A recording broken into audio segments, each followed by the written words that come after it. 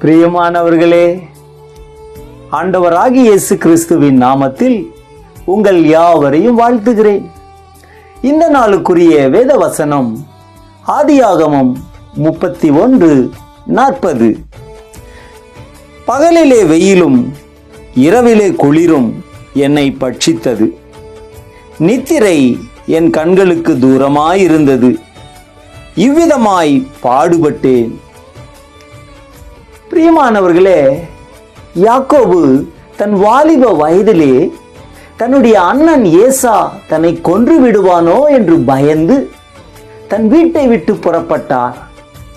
எதிர்காலம் எப்படி இருக்குமோ என்று தெரியவில்லை.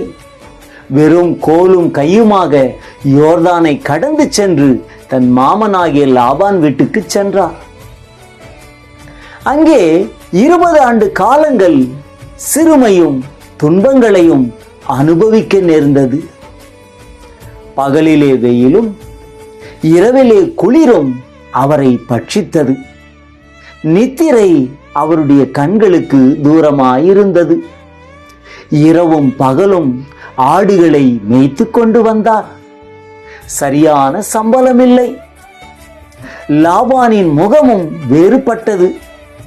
ஆனாலும் அழைத்த தேவன் யாக்கோபை கைவிடவில்லை. நீ உன் பிதாக்களுடைய தேசத்துக்கு திரும்பி போ, நான் உன்னோடு இருப்பேன் என்றார். அவன் எழுந்து பிரயாணம் பண்ணும்போது ஏற்கனவே தன்னை கொன்றுவிட வேண்டும் என்று சொன்ன அண்ணன் ஏசாவை கண்டு பயந்து ஆள் அனுப்பினார். அவர்கள் திரும்பி வந்து, ஏசா 400 பேரோடு கூட உம்மை எதிர்கொள்ள வருகிறார் என்று யாக்கோபோடு சொன்னார்கள்.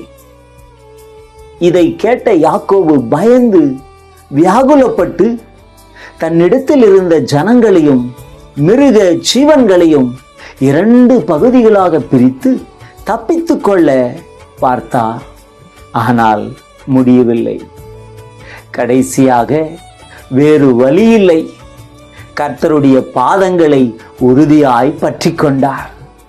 என்னை ஆசீர்வதியும் ஆண்டவரே என்று செபித்து அன்று இரவே தேவ பிரபு என்று அர்த்தம் கொள்ளும் இஸ்ரவேல் என்ற மனமகிழ்ச்சியின் பெயரை பெற்றுக்கொண்டார்.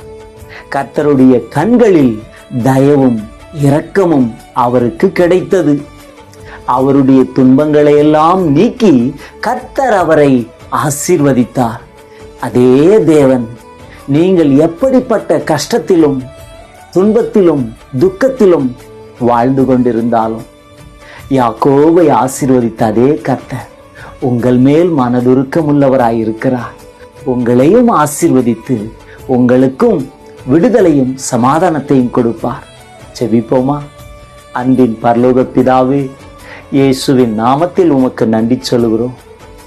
யாக்கோபு சிறு வயதில் இருந்தே பல துன்பங்களை உபத்திரவங்களை அனுபவித்து வந்த நேரத்திலும் உம்முடைய பாதங்களை உறுதியாய் பற்றி கொண்டு செபித்த போது அவருக்கு உண்டான எல்லா துன்பங்களையும் துயரங்களையும் மாற்றி அவருடைய வாழ்க்கையை ஆசீர்வதித்து பெருகச் செய்தீரே.